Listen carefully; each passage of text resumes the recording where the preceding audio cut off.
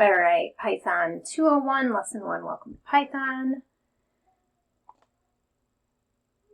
So this just walks you through in this introduction thing, letting you know a little bit more about Python, that it is a very widely used programming language, and that in this series of lessons that you need to be careful to read through all of the instructions, to try out the code that you're given and experiment with it, to solve all of the programming problems and answer the questions before you move on, and to take the quiz at the end of each lesson to see if you understood the concept. There's a couple little icons that you'll need to know. The question mark is introduce the new term or idea. The I is a general idea. It'll be a diagram that shows some like a snip of Python code. Puzzles challenge you to program something and gives you immediate feedback if it's working or not. Projects, those are the creative projects where you can find different ways to solve problems and have a little bit more free reign on what you're doing. And an exclamation point is where there's a challenge that has an error in it that you're going to have to fix. So a little bit different than the Python 101. So one of the most common instructions that a computer is going to do is display information. So an instruction is a unit of work for a computer. So values. A value is a unit of information like a number. The instruction below tells the computer to display the value 42. If I click play, it displays the value 42. So print and then a number is what that does. When you click the play button, you're telling the computer to execute the program or run it by performing the computer instructions written inside of that program. We're going to change the value printed in the program here, and then you can rerun it. So I'm going to say print 55 and click play. So it says 55. If I do 87, click play, 87. A value can also be a literal text enclosed in quotation marks. So anytime you have something enclosed in quotation marks, it's going to print out what is literally in between those quotation marks. So this is welcome to Tinker. And you can change what that says. And click play and change what it does. This one, use print to display your first name. So I would say print, and Sarah, and play. And it's telling me if I did it correctly or not. So again, this moves a little bit differently than the last lessons that we were working on. Okay, function. The word print is the name of a function, an action that the computer knows how to perform. Just as humans have certain actions they know how to perform, like eat, sleep, walk, computers have an extensive set of known actions that they can perform. So a function call is an instruction that tells the computer to go to that specific function and perform whatever's inside of it. And so the print code is everywhere tells the computer to perform the print function. With the value, code is everywhere. Every computer performs the print function by displaying the given value as output. I click play, code is everywhere. A sequence of instructions is called a program and sometimes referred to as code. Most programs have more than one instruction. Each instruction is written on a separate line. So this is going to execute each line step by step in order. So it says print the name of your favorite author, artist, and historical figure on separate lines. So author, I always love Nancy Farmer. If you like science fiction, if you like her work, print, artist. I'm going to go with, I don't have like a favorite like art artist, but we could go with a musical artist. And the first person that's popping up right now in my YouTube playlist is Kesha, so we'll put down Kesha. And then historical figure. Oh, jeeps. I don't have a favorite historical feature, or figure rather. Let's just put down,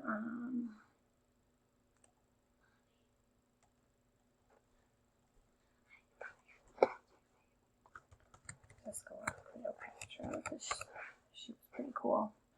And then click play. So it's going to print each one on their own line. When a value is used in a function call, it's called an argument. Arguments are enclosed in parentheses after the function name. So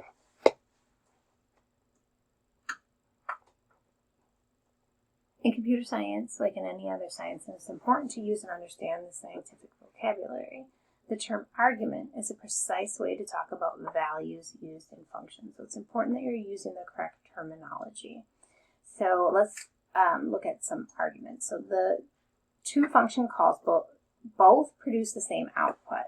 So the first one says print the literal 1, and the second one says print the value 1. So the number value 1 and the literal value of 1 are completely different. They are completely interpreted different by the computer. So a value of 1 can be used to perform mathematical operations. The literal text value of 1, which is this one right here in the quotes, cannot. It's treated like a text. We'll talk about it more in the next lesson though. But if you play this, you'll see that if we print 1 plus 1, we get 11. Because when you add together two string texts or literal values, it concatenates, which means it takes two values and just smooshes them together. So if I changed this 1 to Sarah and this to Shagam, it's going to print out Sarah Shagam with no space in it. So that's what it's doing with the number 1 and 1. It's just smooshing them together. That's called concatenating. But if I add the number values 1 and 1, I get 2. So we will be referring to numbers as integers and literal text values as strings. So when you see something inside of these quotes, instead of calling it a literal text value, because that's a long term, we'll just call them strings. It says, call the print function with your age as an integer argument. Does anyone really need to know how old I am? Print. There, look at me. Print your school. Call the print function with the name of your school as a string argument. DMS. Hi. So just like with our language, English, Python has its own grammar called syntax. All coding languages have their own syntax. Code that does not follow Python syntax will produce a syntax error. So this says missing parentheses. Ensure that every open parentheses is paired with closing parentheses. Well, this print doesn't have that end parenthesis right there, and that fixes it.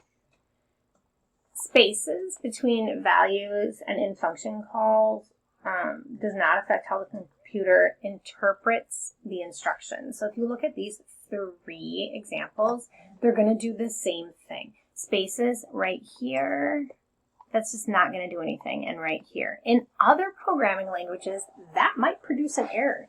But in Python, that's not a syntax error. It does not care about those spaces.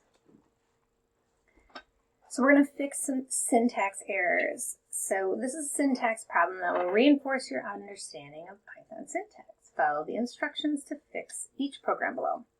It says a function name must be a known action. Change the name of the function below to print. Well, obviously it says display. That's not, we don't do that. We print things.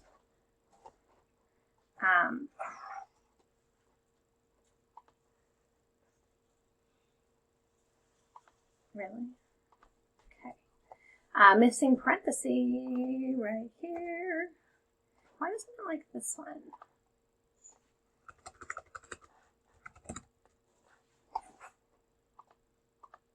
There we go. Once I played it, it fixed it.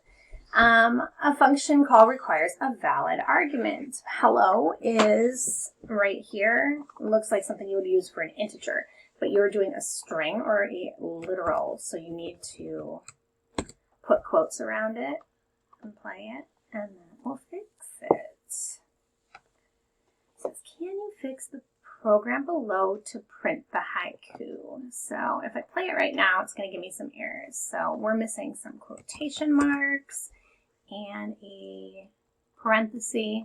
This one's missing a beginning parenthesis, and this one doesn't have print spelled correctly. I do that all the time. Skip letters. So it's very important that everything is printed exactly how it needs to be. All right. A comment is a human readable description of the instructions in a program. A good program adds comments to make their code easier to understand by other programmers. In Python, comments begin at a hashtag sign. Everything after the hashtag is ignored by the computer. So only there for humans to read and understand. So if I click this, it's going to draw a picture, which is actually kind of fun. I don't really understand what that is. It kind of looks like a chocolate bar and somebody swimming, but whatever. I don't really get. Oh, it's 8. Oh, hey, look. Sun, sky, wave, horizon, ocean, and beach. But that looks like a chocolate bar, and it's making me kind of hungry. Character art. So it says now create your own artwork by printing characters. Be sure to add comments so other programmers can easily read and modify your program. Oh my goodness. This is gonna be fun. Alright. We're gonna write it down here. So you can see I have a really good example up here of what you're doing. You click play. Nothing's gonna happen because there's nothing for that to do. I want to see what happens if I do this now. Print. I just want to make sure that it's going to show up down here. Okay, perfect. All right, now we got to find stuff to do. I'm terrible with character art. I'm going to go find something on the internet. All right, I'm going to attempt to make a tiny little frog here, and it's going to take some work. Maybe I'll do something more simple because that sounds like a ton of work. But all right, we'll try it. All right, we need 1, 2, 3 spaces and an at sign and a dot and at.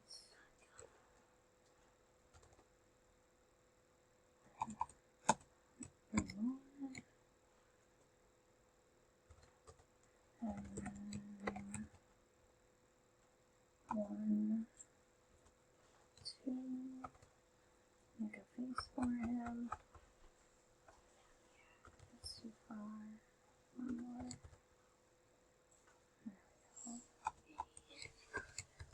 There we go. And let's see. These chunky little buns. And some hands.